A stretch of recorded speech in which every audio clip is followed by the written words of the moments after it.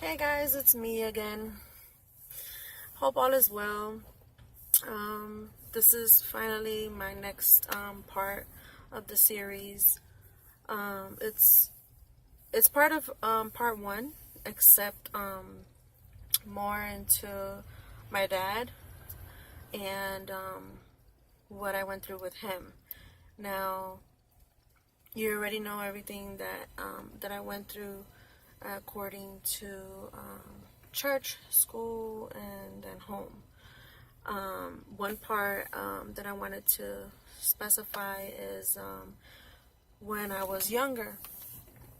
I want to say 10, 11, I can't really remember. But my dad ended up molesting me, and he would do it as like while he was tickling me and stuff. So I was kind of confused as to what just happened. Was it a mistake? Was it on purpose? I really didn't know. So that was pretty confusing for me, and I guess a lot of that got taken over with anger and me not understanding what had happened. I really decided to just put it to the side. But when you don't deal with things, things deal with you. So, saying that, it pretty much consumed me completely with hate and frustration and not knowing really what happened, if he even knew that he did it or not, or was he drunk, was he on drugs, or what happened. So I would always set it to the side, and I kept it to myself for a very long time, for a couple of years, and the way he would react to me would be like nothing ever happened.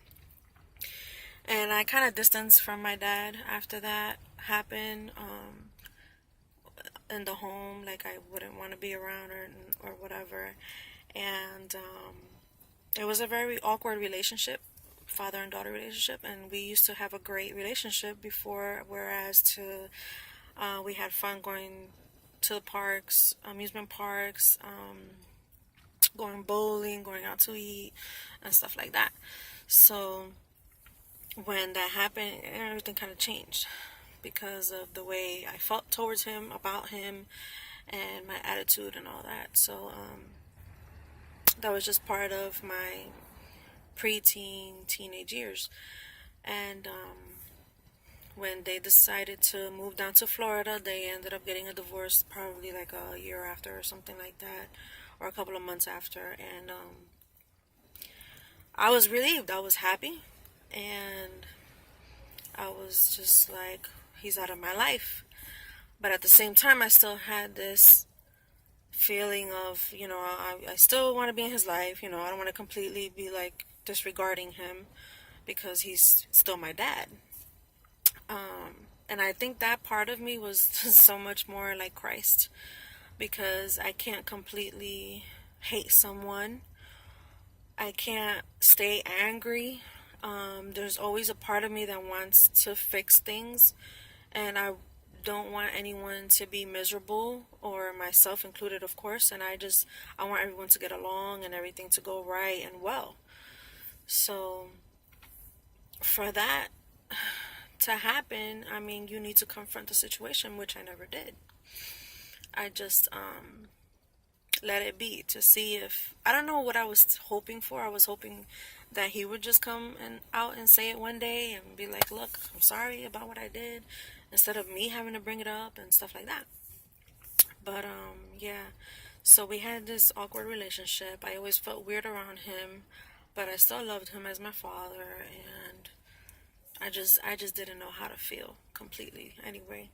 So while I was here in Florida, I did a lot of online dating, especially since the one that I thought was going to be the one didn't come through to Florida, because supposedly my father threatened him, which I really don't know as of this day who's saying the truth or not, and I don't really care, but that's what I was told.